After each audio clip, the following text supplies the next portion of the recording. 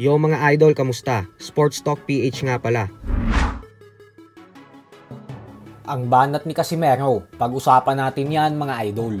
Bago po pala ang lahat ay gusto ko muna kayong imbitahan na i-like at i-follow ang ating bagong official Facebook page. Nasa description po ng video na ito ang link ng bagong Facebook page natin sa Sports Talk PH. Nahack po kasi ang lumang Facebook natin, kaya napilitan tayong gumawa ng bagong account. Maraming salamat po. So muli nga pong nag-angas ang former 3 Division World Champion General Casimero sa kanyang official Facebook page na Cuadro Alas It's My Boy. Ito po ay matapos nitong magkomento na kung alam lang daw nating lahat ang mga nangyayari sa mga dapat nakakalabanin niya na sila former 2 Division World Champion Luis Nery at undefeated Super Bantamweight top contender Sam Goodman. Ayon kay Casimero ay si Goodman umano ay tumakbo, habang si Nery naman daw ay umiiyak pa din kahit binigay na nila ang mga gusto nito. Bukod dyan ay tune-up fight lang daw ang mga ito para sa kanya. Kahit umano ang current undisputed Super Bantamweight World Champion Japanese Monster na Oya Inoue pa ang makatapat niya, dahil kapag naghanda umano siya ng gusto ay pulbos daw ang lahat ng ito sa kanya. So hindi po natin alam kung mismong si General Casimero talaga ang nagkomento nito, gawa ng admin din po kasi ng official Facebook page na ito ang kanyang kapatid at head trainer na si Jason Casimero. Subalit dahil ito po ang official Facebook page ng Angas ng Pinas, kaya naman ibig sabihin po niyan ay lahat ng pinupost sa page na ito ay may pahintulot galing kay Casimero.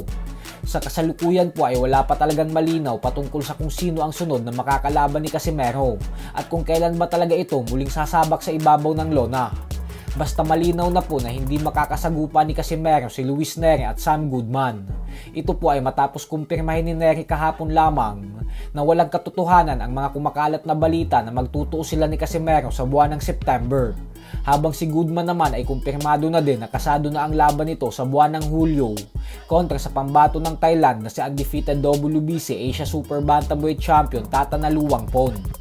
Sa kabilang banda naman mga idol ay habang pinapalakad pa nga po ng current WBC Junior Welterweight World Champion Devin Haney sa kanyang mga abogado ang proseso upang mabaliktad ang resulta ng naging laban nila ni Ryan Garcia at mabalik ang malinis na undefeated record niya, ay sinabi naman nga po nito na pinaplano niya umanong makipag-unification fight sa current WBA World Champion Pitbull Isaac Cruz.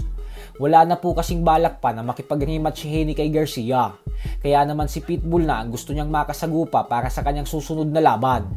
Pero bago nga po mangyari ang lahat ng yan, ay kailangan din muna ni Pitbull magtagumpay sa kanyang world title defense kontra sa matibay na knockout artist na si Jose El Rayo Valenzuela na nakatakda namang ganapin sa August 3 sa undercard ng world title fight ni Terence Crawford at undefeated WBA Junior Middleweight World Champion Israel Madrimov. So hanggang dito na lang po muna tayo mga idol.